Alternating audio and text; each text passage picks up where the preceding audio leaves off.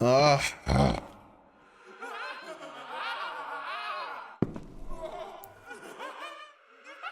know what? Fuck a clown, bro. Yeah, yo, come and get it, bro. Come get this work, man.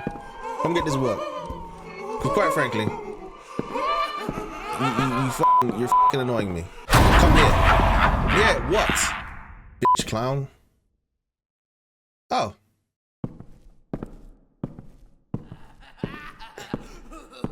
Yeah, okay. Good for you. You're dead. You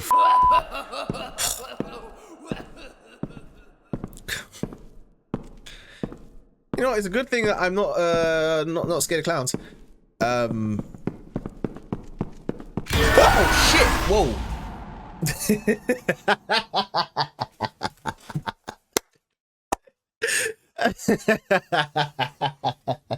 A few moments later.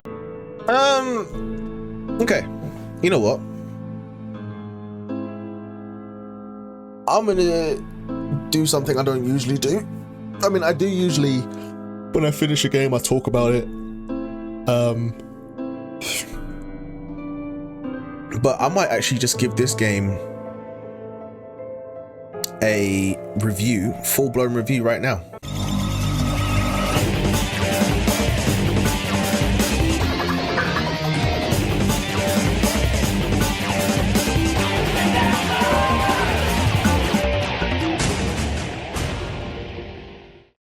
Evil Inside.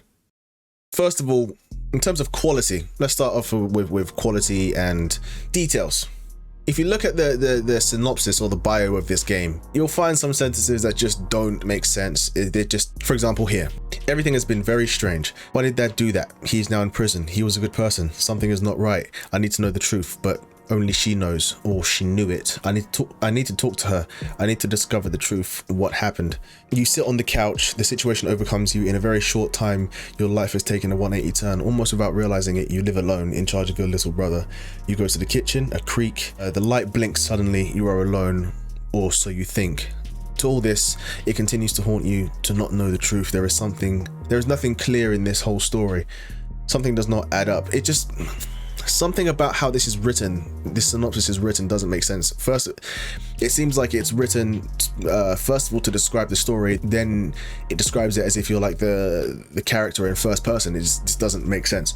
Oh look, I've got a platinum trophy. Now I understand that this game was originally developed in, maybe it was Spanish, I believe, and then probably, you know, there was a lot, like, you know, translated and whatnot. So I give them that.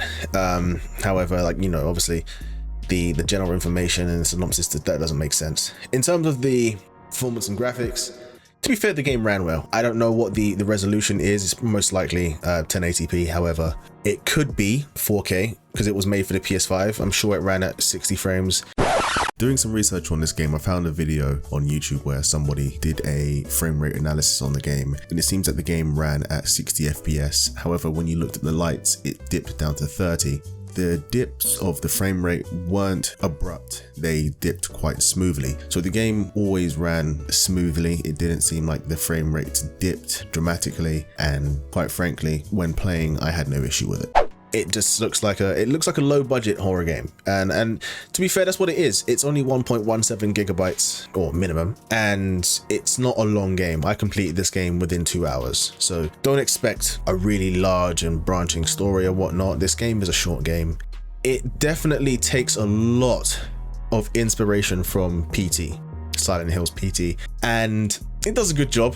You know, to be fair, I'm a bitch. I get scared at horror games very easily, so this game scared me. However, truthfully, the game isn't scary itself so much as it has a lot of jump scares. So there isn't a strong horror element in the sense that you fear the characters in the game, you fear the situation. You're just scared of the next jump scare that's going to happen, and quite frankly, I don't like jump scares, so it got me. I'll give it that, but it's not a strong horror title. Could the graphics be improved? Yes. I think the gameplay could be a little bit faster. I know that making it slower kind of draws it out, gives the game a bit of suspense. However, it felt a bit too slow. I couldn't move my camera around as fast as I would like to. And on top of that, there was no option that would allow me to move the camera around. There was quite a bit of motion blur, which, you know, it's not nice. When you're moving the camera around, there's always going to be a natural blur anyway. So I think they should have given you an option to turn off the motion blur. There was no options for, you know, once you got into the game, there was no options for anything. Which makes sense because it is a short game. It's only 2 hours. However, there was no option to save the game, so you can come back later. There was no options to turn the volume up or down. There was no options for graphics or control scheme, sensitivity of the camera or inversion of the camera, nothing like that. So that has to be a huge con in that regard. Let me put onto my face cam real quick whilst I look at how much this game costs. I don't want to, you know, put my PlayStation Store on blast.